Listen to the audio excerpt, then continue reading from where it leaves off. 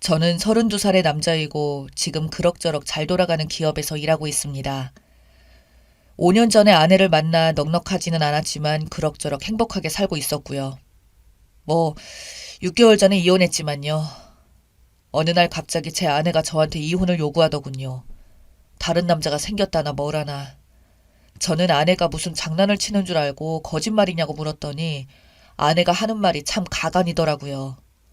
자기는 그 사람을 사랑하고 있고 저하고는 이제 정 떨어져서 같이 살 수가 없다고 하더군요.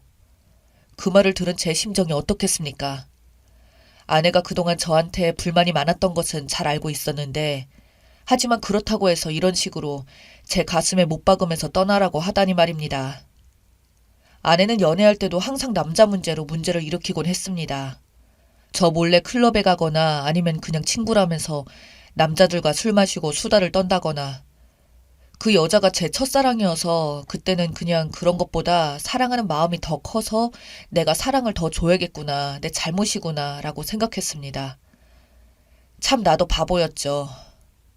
결혼하고 나서도 10년 만에 만나는 친구들 보러 간다고 늦게 온다고 하더니 나이트에 가서 놀고 동네 이자카야에서 그 사람들과 수다 떨고 있는 것을 아는 동생이 알려줘서 난리가 난 적도 있었습니다.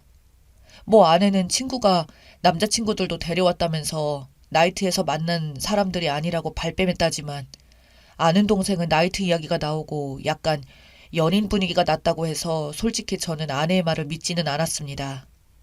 그래도 어차피 애도 있고 이혼할 수도 없으니 그냥 모른 척하고 아내를 믿고 살았던 거죠. 차라리 다른 핑계를 댔다면 이해를 했을 텐데 왜 갑자기 남자가 있다고 대놓고 거짓말을 하는 건지. 저는 그때까지만 해도 그렇게 생각했습니다. 항상 발뺌하고 아니라고 하는 아내한테 당당하게 남자가 있다고 하니 저는 말도 안 된다고 생각했었죠. 헌데 이때의 제 아내의 말은 사실이더군요. 1년 전 동창 친구들과 어울려 유원지에 갔다가 우연히 만난 남자들이 있었고 그 남자들은 다들 같은 회사에 다니는 남자들이었고 매너도 좋고 짝이 맞아서 함께 놀아났다고 하더군요. 그러다가 완전히 정신 못 차리고 불륜에 빠지고 말았고요. 제 아내뿐만이 아니라 다른 아내 친구 몇 명도 그때 만난 남자들과 관계를 지금까지 맺고 있다고 하네요. 어이가 없었습니다. 뒤통수를 갑자기 누가 세게 때린 것처럼 뻐근해지고 심장도 너무 빨리 뛰어서 손으로 물건을 잡지도 못할 지경이었어요. 그래도 믿지 않는 저한테 아내는 그 남자의 이름과 회사 전화번호까지 주면서 뻔뻔스럽게 확인해보라고 들이대더군요. 자기는 진짜 이 남자 사랑한다고, 미안한데 진짜 이혼 좀 해달라고. 이 남자 없으면 숨도 못 쉴 만큼 그 정도라면서요. 자기 인생에 이런 감정은 처음이었다고 합니다. 참나 기가 막혀서 여태껏 말해왔던 연애와 사랑의 감정들, 그리고 우리 아이까지 모든 게 거짓말인 건지 감쪽같이 속인 건지 말도 안 나오더라고요. 생각 같아서는 아내 강냉이를 날리고 싶었지만 그래도 아이가 있으니 꾹 참았어요. 애가 있는데 일단 가정을 지켜야겠고 엄마 없는 애로 키울 자신이 없었습니다. 이때까지만 해도 손이 벌벌 떨리고 식은땀도 났지만 일단 아내 이야기를 더 들어보고 설득시키고 예전만 못해도 애가 성인 될 때까지만 내가 참으면서 그 다음에 이혼을 하던 뭘 하던 하자고 생각했죠. 다음날 전 그 남자를 찾아가 설득을 했습니다. 그 남자도 역시 가정에 있는 남자였고 이혼을 원할 리가 없다고 생각했으니까요. 만나지 말라고 마지막 경고라고 나 가정 지킬 거고 너도 정신 차리라고 말하고 오려고 했습니다. 헌데 그 남자가 한다는 소리가 가관이더군요. 이미 자기 아내와 별거 중이라며 제 아내를 포기할 수 없다고 당당하게 말하더군요. 저는 그 남자를 만나면 화가 미칠 듯이 날 것이라 생각했건만 너무나도 당당하고 뻔뻔스러운 그 남자의 태도에 오히려 기가 막히고 허탈해서 아무 말도 못하고 그냥 집에 왔죠. 그 남자를 만나고 집에 오니까 방 안은 온통 어지럽혀져 있고 저희 애 혼자서 남아서 울고 있더라고요. 제가 애한테 무슨 일 있냐고 물어보니 애가 하는 말이 엄마가 짐을 챙겨서 집을 나갔다고 하더군요. 그냥 너 키우는 것도 다 지겹고 언제까지 내가 이렇게 살아. 나도 내 인생 내 사랑 찾아서 갈 거야. 엄마 이해해줘? 라고 하면서 나가더랍니다. 저도 저지만 애가 도대체 무슨 죄라고 애한테까지 상처를 줄 수 있는지 정말 그때는 아내를 흔들어버리고 싶을 정도였습니다. 대체 애가 무슨 죄입니까? 도대체 어떤 남자길래 남편의 애까지 버리고 집을 나갈 정도입니까? 정말 우라가 터지더라고요. 그동안 TV나 신문에서만 봐왔던 막장 불륜으로 인한 가정 파탄이 저희 집에까지 일어나리라고는 꿈에도 생각지 못했어요. 정말 억울하고 분해서 미칠 지경이었습니다. 하루아침에 이렇게 제 인생이 파탄할 줄은 꿈에도 몰랐습니다. 가만히 있을 수 없었습니다. 애한테까지 그 짓거리를 하고 저는 이 사실을 애한테 숨길 예정이었는데 애한테 씻을 수 없는 상처를 주니 아무리 참으려고 해도 진짜 화를 주체할 수 없더라고요. 한참 동안 생각한 끝에 저는 아내에게 확실하게 복수할 방법을 연구했죠.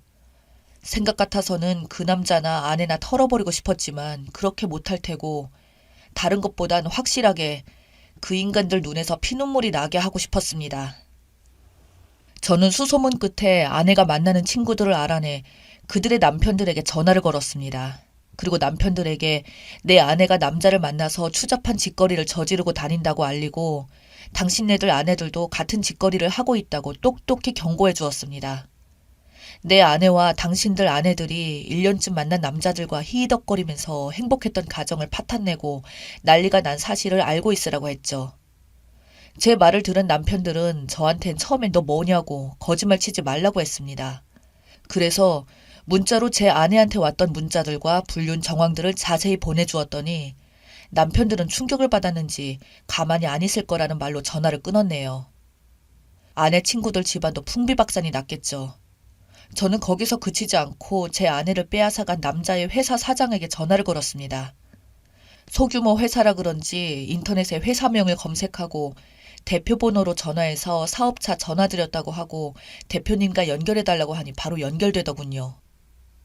사장에게 당신의 회사 사원 4명이 지금 유부녀와 불륜을 저지르고 있다고 도대체 부하 직원들을 어떻게 관리하냐고 한마디 제대로 해줬습니다. 회사에서 조치가 제대로 취해지지 않으면 나는 명예훼손도 각오하고 어떤 일을 벌일지 모른다고 전단지를 뿌리던지 확성기를 가져와서 모든 사람이 알 수 있게 소리를 치던지 할 거라고 이게 내 마지막 경고이니 알아서 처리하라고 하고 끊었습니다. 흐지부지 넘어간다면 저는 정말 마지막으로 그 회사에 가서 깽판을 칠 생각도 있었어요. 어쨌든 그 사장은 처음엔 그 사실을 믿지 않은 것 같더니 제가 사원들의 이름과 하는 일 등 구체적인 이야기를 하니 충격을 먹고 그제서야 믿는 듯 했습니다. 일단 진정하고 책임지고 이 사안에 대해 해결을 할 것이니 걱정하지 말라고 하고 끊었네요. 그 다음날 오전에 일어나니 아내에게서 전화가 왔더라고요. 부재중이 몇십 통에 문자로 욕이란 욕은 다 보냈더군요. 아내는 저한테 이렇게 치사하게 이럴 수가 있냐면서 온갖 쌍욕을 퍼부어댔습니다. 그 사람 때문에 내 인생이 지겹던 거 겨우 사는 건데 당신이 뭔데 망쳐? 내 인생에 도움도 안 되는 놈아. 하면서 욕이란 욕은 다 먹었네요. 그래서 저는 그냥 너를 괴롭힐 수 있을 때까지 끝까지 괴롭힐 거야. 내가 상처받은 만큼 너한테도 똑같이 돌려줄 거고 밥도 못 먹고 숨도 못 쉬고 내 인생 자체를 부정하게 만든 널 절대 그냥 용서할 수 없다. 라고 말했죠. 그리고 아내 회사에 찾아가서 로비에서 큰 소리로 동창회에서 바람핀 땡땡땡 나와 당장 안 나오면 너랑 그놈 둘 다 매장시켜버릴 거야 하고 소리쳤습니다. 일부러 아내 회사 사람들 다 알 수 있게요. 아내는 어디에 숨었는지 머리카락 하나 안 보이더라고요. 결국 안 나왔습니다. 하지만 제가 거기서 소리 지른 이유는 아내를 만나기 위함이 아니라 회사 사람들이 아내가 무슨 짓을 한지 알게 하기 위함이었죠. 제가 소리를 지르자 많은 사람들이 일제히 저를 쳐다보고 거기 있는 경비와 건물 관리하는 사람들이 뭐 하는 짓이냐면서 난리가 났죠. 결국 끌려가듯이 쫓겨나왔지만 일단 회사를 멀쩡하게 다니지 못하게 한 것은 성공했네요. 그리고 결국 아내 친구들은 죄다 이혼을 당하고 집에서 쫓겨났더군요. 사귀던 남자들도 일이 크게 번질까봐 서둘러서 아내와 아내의 친구들과 관계를 끊었고 그 중에 한 남자는 아내에게 발각되어 이혼을 당했다더군요. 그리고 그들이 다녔던 회사의 사장은 사생활이 엉망인 직원들은 필요 없다면서 그들을 죄다 내쫓았답니다. 그런 사람들이 회사에 다니면 회사가 멀쩡히 돌아갈 리가 있나요? 괜히 그런 사람들 데리고 있다가 회사 이미지만 망치니 사장 입장에서는 그들을 자르는 것이 당연한 결과였겠네요. 물론 제 아내를 빼앗아갔던 그 남자도 쫓겨났고요. 아마 동종업계에서는 절대 다시 발을 못 들일 겁니다. 한동안 그쪽 업계에서는 이 사건이 시끌벅적했다고 했으니까요. 뭐 남들에겐 엄청난 안주거리였겠죠. 그 소식을 들은 저는 솔직히 말해서 무척이나 통쾌했어요. 저와 제 아이의 가슴에 갈기갈기 찢어놓은 당연한 대가라고 생각했죠. 그 뒤로 얼마 안 가서 제 아내는 그 남자와 헤어졌고 다시 저한테 돌아오고 싶다면서 울면서 전화를 하더군요. 하지만 어떤 미친 남편이 외간 남자와 바람까지 피우고도 뻔뻔스럽게 이혼을 요구하고 그 남자하고 집까지 나간 여자를 받아들이고 싶겠습니까? 저는 당연히 아내한테 너 같은 인간은 가정을 지킬 자격도 없어 라면서 온갖 욕을 퍼부어준 뒤 매몰차게 전화를 끊었습니다. 그리고 한 달 뒤 이혼 소송에서 또 승소해서 아내가 저에게 위자료를 3천만 원을 주게 하고 양육권 역시 제가 가지게 되었습니다. 물론 재산 분할에서도 저에게 압도적으로 유리하게 판결이 나왔고요. 뭐 당연한 결과지만요. 지금은 아이하고 둘이서만 사는 중입니다. 최근 저희 아내의 소식을 들어보니 이혼 뒤에 친정에서도 아내의 불륜이 죄다 알려져서 쓰레기 취급을 받고 쫓겨나서 지방으로 내려가서 여관방을 전전하면서 이상한 짓거리를 하면서 살고 있다고 하네요. 제가 저질렀던 일이 매몰차다고 비난한다면 저도 할 말은 없습니다. 저 스스로도 그렇게 생각하니까요. 하지만 저는 바람을 피우면서 배우자와 자녀들에게 상처를 주는 사람들은 그만큼의 대가를 받아야 한다고 봅니다. 세상 이치를 보면 바람을 피우는 인간들보다 그들의 배우자와 자식들이 더 큰 고통을 받더라고요. 왜 그래야 하는 겁니까? 잘못을 저지른 작자들이 가장 고통스러워하는 것이 마땅한 일이니까 저는 그렇게 했을 뿐입니다. 저는 내일 회사 일 때문에 자야겠네요. 읽어주셔서 감사합니다.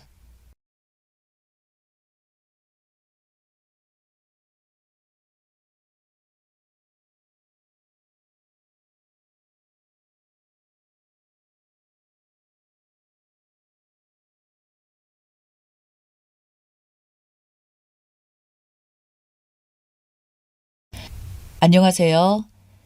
유유상종이라는 말이 있습니다. 저는 요즘 들어서 그런 말 아주 절실하게 느끼는데요.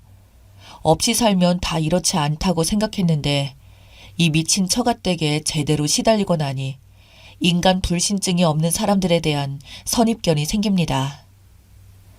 정말 저는 선입견 없이 살아오고 싶었고 오히려 그런 게 당연하다 생각했는데 제 말이 재수없게 들리겠지만 한 번만 제 이야기를 들어봐 주세요. 저는 평범하지는 않지만 평범하게 살아왔습니다.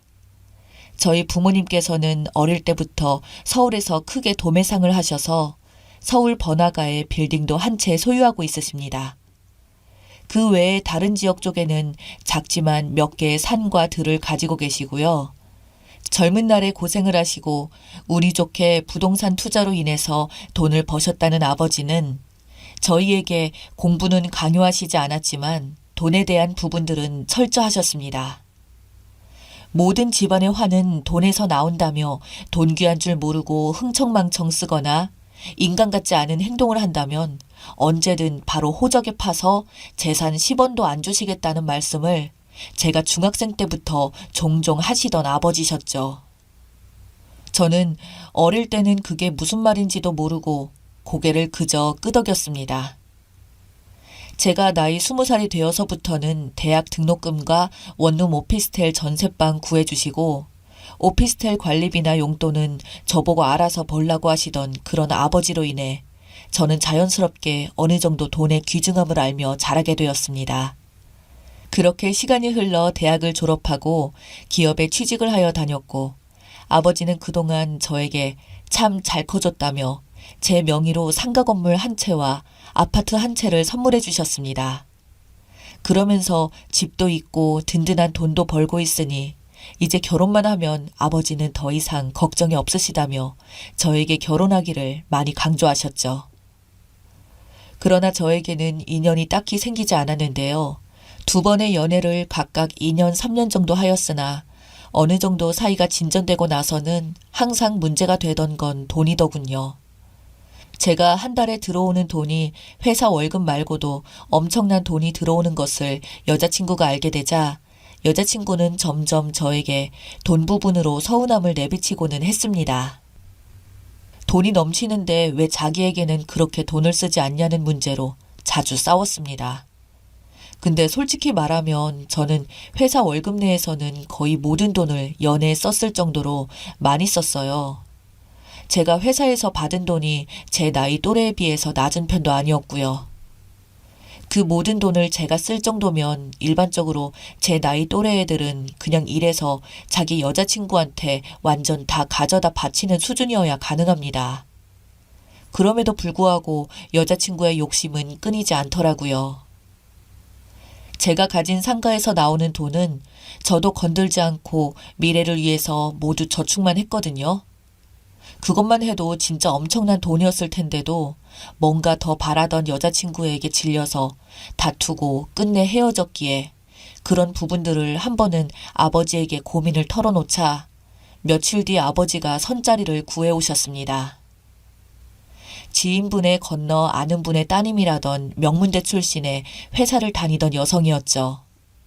어릴 때는 가풍 있는 집안에서 자라나 몸가짐도 남다르고 요즘 애들 같지 않다는 말에 아버지가 넘어가셔서 저에게 바로 나를 잡고 소개를 시켜주셨고 그렇게 지금의 아내를 처음 만났습니다.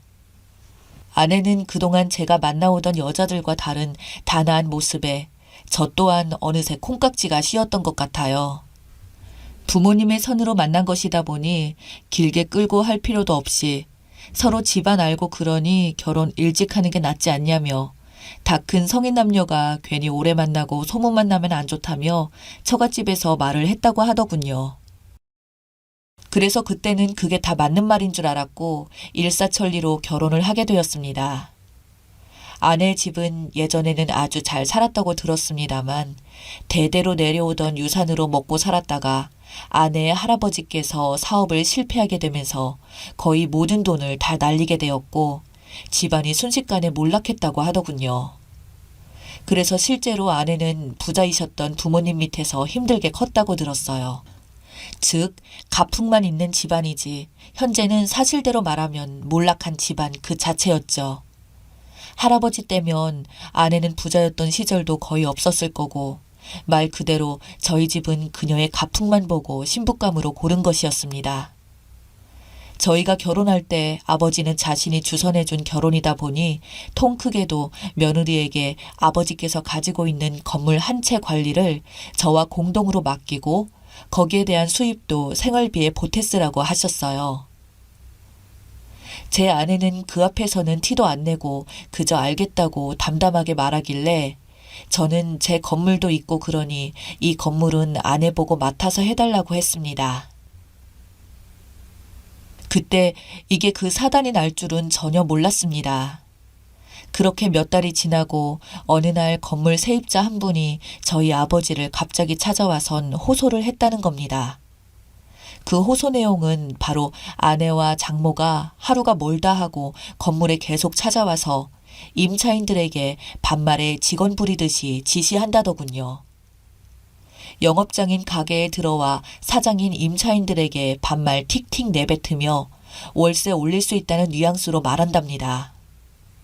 가게에 손님이 많으면 이렇게 잘 되니 이제 월세를 올려도 되겠네 라든지 잘 안 되면 이런 식으로 장사하니까 건물 가치만 떨어진다고 하든지 도를 넘은 갑질에 참다 못해 불만을 토한 임차인들에게는 아예 영업 방해를 대놓고 했다고 합니다. 심지어 폐업 준비하는 곳도 있다는데요. 건물 주차장에는 손님들이 오면 주차도 못하게 하고 손님들에게 온갖 폐악질을 부려 임차인의 가게 직원이 너무 화가 나 장모에게 따졌더니 이 직원을 자르지 않으면 더 이상 건물 지원을 안 해주겠다고 협박까지 했다며 도저히 참을 수가 없어 저희 아버지에게 찾아왔답니다. 저희는 장모와 아내가 그런 짓을 했다는 게 도저히 믿기지가 않았습니다. 이어서 말하시길 이틀 뒤까지 기한이라며 그때까지 직원을 안 자르면 계약 연장은 절대 없을 거라고 엄포를 놓고 갔다는 말에 아버지랑 저는 이틀 뒤 정말 그런가 싶어서 몰래 찾아가서 지켜보고 있었습니다. 현장에서 본 장모와 아내는 저희한테는 평소에 단 한 번도 보여주지 않던 표정의 얼굴하고는 가게를 들어가자마자 가게 주인한테 욕설을 퍼부으며 왜 아직도 이 직원을 자르지 않았냐고 소리를 지르며 난리를 피우는데 가관이더군요. 멀리서조차도 그 소리가 크게 들려 지켜보고 있던 아버지와 저는 도저히 참을 수가 없어서 가게를 따라 들어가 장모와 아내를 강제로 끌고 나왔습니다. 도대체 이게 뭐 하는 짓이냐고 하니까 그제서야 아내는 표정이 다시 천사로 변하더니 나긋나긋한 목소리로 어쩌다 보니 못 보일 꼴을 보였다며 원래 누가 주인인지 이렇게 제대로 알려줘야 하는 게 아니겠냐며 헛소리를 하더군요. 저희 아버지는 건물 운영하시면서 단 한 번도 이렇게 갑질을 태어나서 해본 적이 없으셨습니다. 장사가 잘 안 돼서 폐업하는 곳이 있으면 아버지가 철거 비용까지 보태주시기도 하고 항상 근처 건물들에 비해서 임대료가 10%가량 낮게 운영하시던 분이셨거든요. 아버지가 좋게 말씀을 이어가시자 두 사람은 정신을 못 차렸는지 사돈어른이 너무 사람이 좋아서 이렇게 건물주를 무시하는 거라고 자기가 이 기회에 버릇을 단단히 제대로 고쳐놓겠다는 말에 듣다가 제가 너무 화가 나서 소리를 지르며 두 번 다시 건물에 찾아오지 말라고 당신들에게 그 어떤 권리도 없으니 떠나라고 하자 장모는 갑자기 썩은 표정으로 확 바뀌며 말하기를 자식 교육을 이따위로 시켰냐며 기가 차다는 듯 저희 아버지에게 따지던 장모님이었습니다. 아버지도 더는 참을 수 없었는지 딸 데리고 돌아가시라고 말했습니다. 그러자 화가 치밀어 올랐는지 아내를 데리고 가던 장모였죠. 그날 건물 사람들 이야기를 들어보니 그 두 사람의 갑질에 못 이겨 가게 운영 중단한 곳만 두 곳인데 평균 시세가 보증금 2천만 원에 임대료 300만 원이었던 곳을 나가겠다고 하자 장모가 전화 와서는 누구 마음대로 가게를 내놓고 누구 마음대로 같은 가격에 내놓느냐며 보증금 5천만 원에 임대료 4배까지 올리라며 소리를 질렀다고 하더군요. 그때부터 월세도 못 내고 보증금은 까먹고 있는데 철거 원상 복구만 하면 돈 준다고 했다고 합니다. 어쩔 수 없이 그래서 철거해줄 업체를 구하면 500만 원이면 해결할 문제를 몰딩이니 어쩌니 하면서 자신이 아는 업체에게 하라며 그거 견적이 2,500만 원이 나왔다고 하더군요. 그래서 터무니없이 비싼 가격에 따졌더니 계속해서 자기 말 안 듣고 안 따르면 소송하겠다고 꼬장을 피웠다네요. 아버지 밑에서 수십 년 장사하신 분들도 계시고 짧게 하신 분들도 5년이 넘습니다. 그런 분들이 어찌나 억울한지 눈물까지 흘리며 하소연을 하시더라고요. 그리고 입금 날짜도 안 되었는데 폐악질을 부리며 받아간 돈도 있고 무슨 다단계도 아니고 중간에 받아간 세금 이외에도 저희 집에 안 걸리기 위해서 이번 달에 입금하면 받아갔던 돈은 돌려준다 말하고 안 준 곳도 한 곳이 있다고 하더군요. 알면 알수록 인간 이중성을 가진 것들이라 이런 집안과 더 이상은 엮이면 안 되겠다 싶어서 결국 이혼 소송을 들어가게 되었습니다. 사치만으로 이혼 사유가 안 될 거라고 했었는데 다행히 인간성 최악인 인간들은 밑바닥을 드러내 여지를 주더군요. 카드와 대출을 얼마나 끌었었는지 저희 집 재산이 얼만데 거들먹거리며 온갖 돈을 다 끌어다 쓰며 놀았더군요.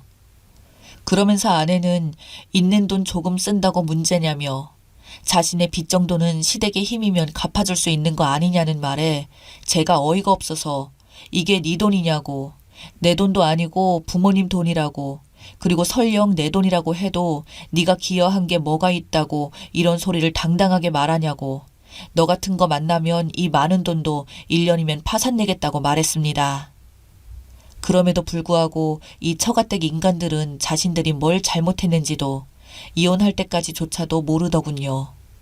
그렇게 1년도 못 가 제 결혼 생활은 파토가 났습니다. 이혼을 안 하겠다는 걸 소송해서 그냥 쫓아냈습니다. 가뜩이나 망해서 못 살던 집안이 이젠 빚까지 자신들의 사치로 듬뿍 지게 되었으니 앞으로 뭐하고 살아갈지 기대가 되네요. 여기까지가 제 이야기였습니다. 들어주셔서 감사합니다.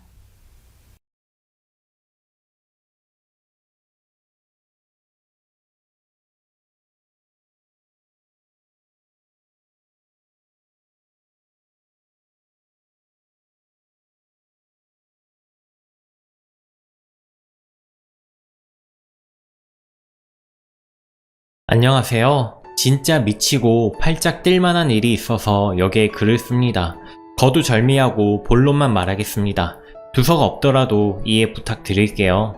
연애 시절부터 저는 결혼은 필수사항이 아니고 안 해도 된다고 말하고는 했어요. 특히 만날 때마다 강조했던 부분은 결혼을 하더라도 아이는 없이 지낼 거라고 이야기했고요. 남편도 저의 의견에 동의했었고 우리 둘만 사랑하면 되지 전혀 문제될 것 없다며 아기는 본인도 생각조차 안 하고 있다는 식으로 말하고는 했지요. 연애하고 4년 차에 상황이 물 흐르는 대로 결혼을 하게 되었고 양가 부모님께는 아이 없이 딩크로 지내겠다 말씀을 드렸습니다. 친정은 합의된 사실이면 편한 대로 하라고 하셨고 시간은 어머님이 썩 마음에 들진 않으셨지만 남편이 자기 생각도 그렇다 하니 아무 말이 없으셨어요. 그리고 결혼을 하고 7개월이 조금 넘었네요. 그런데 요즘 들어 남편이 아이를 원하는 눈치입니다. 사랑을 하는데 눈치를 보다가 피임 없이 하려고 한다든지 물론 위험하다고 생각하며 안 한다고 합니다. 아이들이 있는 곳에서는 저 애들 좀 보라며 너무 예쁘지 않냐 그러네요. 또 아기 옷 파는 가게 아시죠? 작은 마네킹에 입혀놓고 잘 보이게 진열해 두잖아요. 지나가다가 그 앞에 딱 멈추더니 여자애들 옷은 진짜 너무 예쁘다. 인형 옷 같네. 그치 자기야? 이런 이야기들을 합니다. 그래서 물었어요. 오빠 아기 갖고 싶어? 요즘 들어 자꾸 이러네. 그랬더니 아기를 원한대요. 본인 부모님들도 손주 원하신다 그러고요. 전 애초에 아이 생각 없다 이야기했고 본인도 동의했으면서 이제 와서 이러는 거 너무 어이없어요. 아이를 갖는다는 마음이 손바닥 뒤집듯이 쉬운 것도 아니고 저는 전혀 생각이 없습니다. 하다못해 TV를 봐도 스트레스를 줍니다. 일요일 예능에 아빠가 아이들을 케어하는 프로그램 보면서 아기가 있음 자기도 저렇게 잘할 수 있다며 저 듣는 앞에서 포부까지 다집니다. 하루는 시댁에 갔는데 어머님이 친구 손주가 너무 이쁘더라. 재롱에 시간 가는 줄 몰랐다는 등 이야기를 하시더라고요. 제 앞에서 그런 이야기를 하시는 것도 좀 불편해서 자리를 피하려고 하는데 남편이 옆에 오더니 엄마 자꾸 그런 이야기로 스트레스 주면 더 아기가 안 생겨. 그냥 모른 척하고 기다리세요 라고 말하는 거예요. 너무 황당하고 어이가 없었죠. 집에 와서 따지고 들었더니 손주를 부러워하시는 어머님이 너무 안쓰러워서 대충 둘러댄 거라고. 나 원참 그럴수록 희망 고문을 하면 안 되는 거 아닌가요? 그러더니 아니나 다를까 그 뒤부터는 어머님이 수시로 전화 오셔서 혹시 아기 가질 생각은 없냐고 떠보시기 일쑤입니다. 몇 번 대응을 하다가 차단한 상태고요. 뭐라고 이야기를 해야 할까요? 전 정말 낳을 생각이 없고 제 일을 계속하고 싶습니다. 또 육아는 좀 힘든가요? 지금이야 넌 낳기만 해. 내가 다 키울게. 모두지만 낳고 나면 분명 뒤치다꺼리 다 제가 할 거 뻔히 보이고 주변 친구들 보면 헬 육아에 힘들어하는 거 한두 명 본 게 아닙니다. 제 몸 망가지는 것도 싫고 출산도 무서워요. 결혼하면 네가 어쩌겠어 하는 마음으로 대충 제 의견 맞춰주는 척하다 지금 와서 본색을 드러내는 것 같아 괘씸하기도 하고 제 뜻을 뻔히 알면서 자꾸 마음을 떠보니 진짜 미칠 노릇이네요. TV며 길거리며 다닐 때며 아이들만 있으면 은근히 아이들이 예쁘다 떠보는데요. 정말 어떻게 해야 할까요? 조언 부탁드립니다. 추가합니다. 댓글 다 읽었습니다. 남편은 한 번도 딩크라 생각하고 산 적이 없다라는 글을 보니 정말 열이 올랐습니다. 시술하라는 댓글을 읽고 조금 전에 제가 시술하겠다 하니 펄쩍 뛰며 절대 안 된다네요. 그러길래 그럼 오빠가 시술하라 하니 왜 본인이 시술을 하냐고 계속 화를 냅니다. 말대꾸마다 끝내 뺨 한 대를 맞았습니다. 네가 언제까지 젊을 것 같냐면서 씩씩대더니 한 대 치고는 손찌검에서 미안하다 생각 좀 하고 나온다며 나갔습니다. 저도 너무 어이가 없고 맞은 것도 기가 막혀서 서러워서 울다가 진정 좀 하고 글을 추가합니다.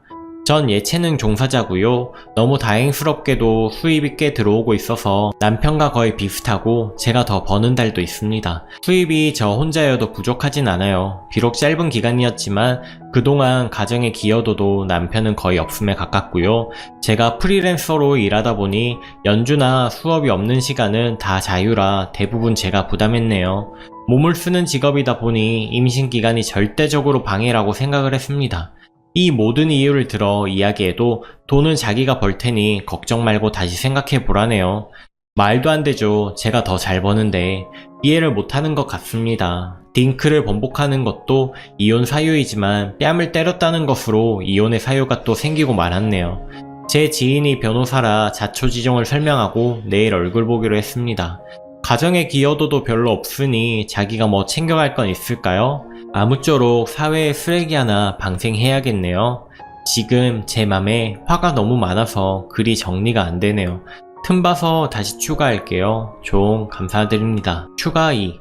내일 출근도 있으니 곧 들어올 것 같아 간단히 짐 싸서 미혼 친구네서 하루 신세지기로 했습니다. 대충 이야기는 네가 언제까지고 젊고 잘 나가겠어? 애도 낳을 수 있을 때 낳는 거야. 뒤늦게 낳는다고 후회하지 말고 한 살이라도 더 젊을 때 하루라도 더 일찍 낳아야지. 부모님은 천년만년 살아계시냐? 이런 식으로 이야기하더라고요. 제가 고개 빳빳이 들고 난 낳을 생각이 없는데 누구 애를 안겨주니? 애만 안 낳으면 아마 40까지는 젊게 살 수 있을 것 같은데? 하고 대꾸하다가 맞았습니다. 사진 당연히 찍었고 첨부하려 했으나 맞은 부위가 너무 눈과 가까워서 지인들은 누구인지 알아볼 수 있을 것 같아 첨부하지 않겠습니다. 내일 변호사 만나러 가는지 저놈은 생각도 못할 거예요. 변호사 만나서 할 얘기거리만 더 만들어주네요. 저도 차라리 주작이었으면 좋겠습니다. 7개월 만에 이렇게 되리라고는 꿈에도 생각지 못했으니까요. 결혼만 하면 동화처럼 행복하게 사는 줄 알았는데 이러고 있습니다. 하지만 맞고 사는 여자가 되고 싶진 않아요. 지금 마음 같아서는 빨리 마무리하고 싶고요. 다들 주말 잘 마무리하세요. 후기입니다. 기억하는 분이 계실지 모르겠지만 2년 전 글 썼던 순이입니다. 벌써 많은 시간이 흘렀네요. 저는 이혼을 했고 많은 분들이 염려해주신 안전이별, 질척임이 있긴 했지만 나름 깔끔하게 이혼했다고 생각을 합니다. 오랜 시간 얽히고 싶지도 않아서 길게 이것저것 재고 따지지도 않았고 차라리 손해를 보더라도 오래 생각하기 싫어 그냥 최대한 빠르게 마무리를 했습니다. 마음을 먹으니 이혼은 정말 아무것도 아니었습니다. 그 당시 저는 진단서부터 발급받았고 최대한 만나지 않으려고 했습니다. 화난이 바로 돌변해서 폭력 휘두르는 남자. 역시 한번 본성을 보이니 술 먹고 집 앞에 찾아와서 행패도 부리더라고요. 차라리 7개월 만에 안 게 다행이고 혹시라도 말에 홀려 악이라도 안 가진 게 천만 다행이다 싶었죠. 저를 때렸다는 것 자체에 정이 다 떨어졌기 때문에 오히려 이별이 쉬웠습니다.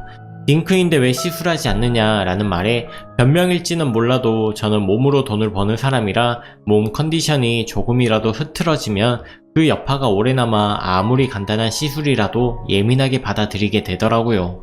이혼 소송이 완전히 끝나고 다시 혼자가 된 저는 학생들을 믿을 만한 다른 선생님께 보내고 20대에 유학하던 이탈리아에 돌아가서 다시 자리를 잡았습니다. 이때가 7월이었어요. 다시 못 만날 줄 알았던 사람들과 마주보고 이야기를 하니 정말 행복하더라고요. 모두가 나를 반겨주는 곳에서 새롭게 시작을 했습니다. 저는 감사하게도 교수님들과 아직 남아있는 함께 유학하던 친구들, 또 유학 시절 가깝게 지내던 음악 코치 분께서 아직 왕성히 활동 중이셨고 많은 사람들의 도움으로 이탈리아에서 자리를 잡고 어렵지 않은 형편으로 지내고 있답니다. 지금은 전염병 여파로 한국에 돌아왔다가 아직 돌아가지 않고 한국에서 지내고 있어요. 월세는 아깝지만요. 한국에서 마음 편히 지내다 보니 당시 썼던 글이 생각나 후기를 남깁니다. 저는 체구가 작습니다. 키도 작고 덩치도 작아요. 뺨을 맞았는데 정말 얼굴 반쪽이 다 부어오르고 터졌습니다. 뺨도 너무 아팠지만 맞았다는 사실도 정말 슬펐지만 그보다 더 아팠던 건 그렇게 때리고 마치 네가 맞을 짓 해서 어쩔 수 없이 때렸다는 듯한 그 자식의 태도와 눈빛이었습니다. 그건 또 다른 폭력을 예고하는 것 같았거든요. 그래서 진단서와 사진만으로도 충분히 이혼 사유가 되었고 시댁에서도 저를 붙잡지도 함부로 대할 수도 없었죠. 자작글인 것 같다고 하시는 분들, 사람의 상처까지 자작을 어찌하나요? 비록 7개월 뿐이던 결혼 생활이었지만 후회는 하지 않아요. 누구나 실수를 할 수 있는 거니까. 그리고 화장실 들어갈 때랑 나올 때가 다른 남자, 폭력 쓰는 남자랑 사느니 이혼녀 딱지를 끄는 지금의 제가 훨씬 행복합니다. 참, 전 남편 소식을 들었는데요. 같이 아는 사람이 있어서 한국 와서 만났다가 별로 알고 싶지 않았는데 알게 되었습니다. 글쎄, 벌써 재혼을 한다네요. 그런데 속도 위반으로 시작하는 결혼이라고 하네요. 그렇게 바라던 아이, 이전에는 철저히 숨겨서 미처 몰랐던 그 마음, 먼저 갖고 시작하는 결혼 축하라고 해줘야 할까요? 그런데 사실 기분이 더럽다던가 배가 아프다던가 하는 마음조차 1도 없습니다. 그만큼 예전의 정이 다 떨어진 것이겠지요. 다만 한때 사랑했던 사람, 지금은 떠올리기조차 싫은 사람이 되었다는 사실 자체가 서글픈 인생사이네요. 얼굴도 모르는 사람들에게 받는 위로가 큰 힘이 되었습니다. 저는 이제 아주 잘 살고 있고 그때보다 마음이 훨씬 편해졌습니다. 저는 지금 잘 지내지만 남자와 단둘이 있는 게 조금 힘들기는 해요. 가끔 그때의 일을 악몽으로 꿀 때면 수면제가 있어야지 잠이 드는 날이 있기도 하지만 그래도 언젠가는 극복될 거라 생각하면서 지내고 있답니다. 저 같은 일을 겪는 분이 또 안 계셨으면 좋겠어요. 진심으로요. 머릿속으로는 분명히 이혼이 답인데 세상에 홀로서기 두려워서 혹이 나기 때문에 힘들고 고통을 겪고 계신 분들이 안 계셨으면 합니다. 생각보다 인생은 길고 우리는 행복하게 살 수 있어요. 더운 여름 잘 이겨내시고 주말 잘 보내세요. 감사했어요. 베스트 댓글입니다. 고생 많았네요. 그래도 현명하게 판단하고 추진력 있게 실행해서 행복한 새 인생 사시는 듯 해서 좋습니다. 앞으로도 좋은 일만 있길 바랄게요. 오늘도 낭만캐스터를 시청해주셔서 감사합니다. 구독, 좋아요도 눌러주시고 여러분의 의견도 댓글로 남겨주세요. 오늘도 행복한 하루 보내세요. 감사합니다.